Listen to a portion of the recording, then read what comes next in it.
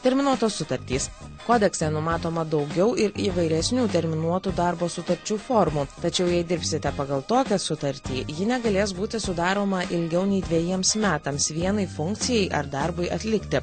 Tačiau jei toje pačioje įmonėje atliksite kelias veiklas, terminuota sutartis galės trukti iki 5 metų. Pasibaigus šiam laikotarpiu darbdavys arba turės atsisakyti jūsų paslaugų, arba pasirašyti neterminuotą sutartį. Tačiau tokių darbuotojų, su kuriais bus sudarytos terminuotos sutartys, įmonėje negalės būti daugiau nei 5/5. Atostogos.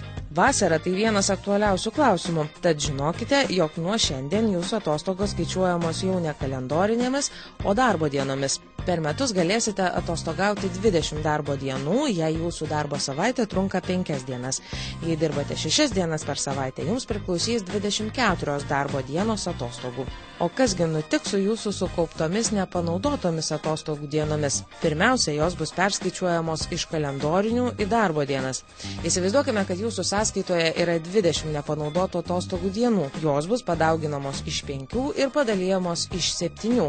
Tokiu atveju jūs turėsite 14 ir 28 atostogų dienų. Tačiau apvalinama bus darbuotojo naudai, tai reiškia, kad jums liks 15 darbo dienų atostogų.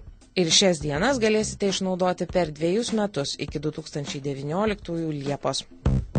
Viršvalandžiai. Jei dirbti 8 valandas per dieną nepakanka, bus galima dirbti viršvalandžius, tačiau jų per savaitę negalės būti daugiau nei 48 valandos. Jei jūsų darbo laiko apskaita suminė, per savaitę viršvalandžių galėsite turėti nedaugiau kaip 52 valandas, tačiau maksimalus leidžiamas darbo laikas su viršvalandžiais negalės būti didesnis nei 60 valandų per savaitę. Tai yra 12 valandų per darbo dieną. Tačiau tokių viršvalandžių per metus negalėsite dirbti daugiau nei 120 valandų. Kompensacija už nekonkuravimą. Darbo kodekse numatyta nauja įdomi detalė. Jei turite specifinių kompetencijų, o darbdavys nori su jumis sudaryti nekonkuravimo sutartį, tai reiškia, kad jis draus jums dirbti kitam darbdaviui arba vykdyti savarankišką komercinę veiklą, jums turės būti mokama 40% dydžio kompensacija. Atleidimas iš darbo ir kompensacijos. Esminis pakeitimas – trumpėjantis įspėjimo apie atleidimą laikas. Jei darbdavys nuspręs jūs atleisti be jokios kaltės ar priežasties iš įmonės, kurioje dirbote ilgiau nei metus, apie tai būsite įspėtas prieš mėnesį. Dėl tokio atleidimo darbdavys privalės jums sumokėti 2 atlyginimų dydžio kompensaciją.